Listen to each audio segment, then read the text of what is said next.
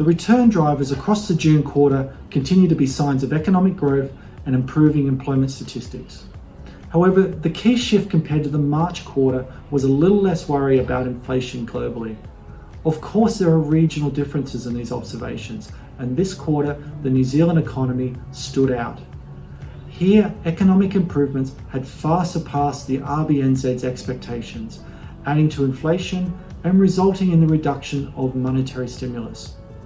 Policy change was expected in August, and while the RBNZ didn't increase its cash rate, its comments at the time indicate to us that without the August lockdown, it would have.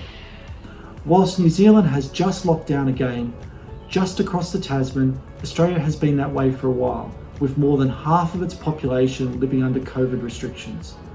And partly because of this, the Reserve Bank of Australia is expected to continue its current rate of stimulus for some time.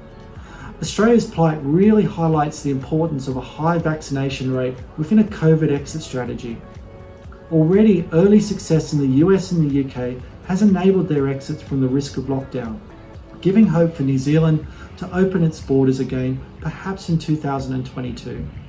However, some caution remains warranted as the spread of the Delta variant has seen the US and UK hospitalisation rates on the rise again. Given this backdrop, many Aon KiwiSaver Scheme fund returns were strong, supported by the continued share market increases, particularly overseas. In contrast, the New Zealand shares posted more modest returns, and there was some improvement in fixed interest market pricing. The funds having a high allocation to growth assets, such as shares, continue to perform the strongest. At the low risk end of the scale, the prices of our two cash funds were mostly unchanged. This level of return is consistent with the cash rate policy being pursued by the RBNZ. And while our future return expectations remain low, should the RBNZ increase its cash rate, then we expect the return of these funds to start tracking upwards again. Moving up to the more growth-orientated funds, the Anz Balance Fund is positioned to take advantage of the expected economic recovery. It invested an overweight position of growth assets during the quarter, comprising international and Australasian shares and listed property. Milford's diversified approach and very large exposure to international shares has provided the strongest returns amongst the Aon KiwiSaver funds. Their portfolio is set to benefit from strong economic growth, although they are avoiding companies with very high share prices currently.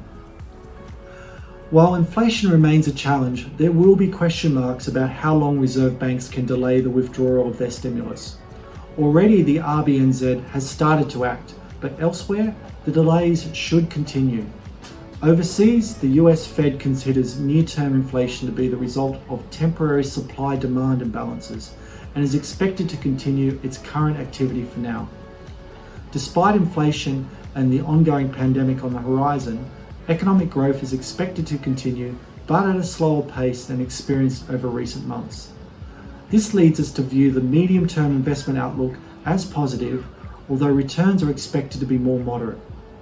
If you haven't had a look at your Aon KiwiSaver Scheme investments recently, then maybe it's time to do so. Check out your account balance online or look at the investment returns on our website.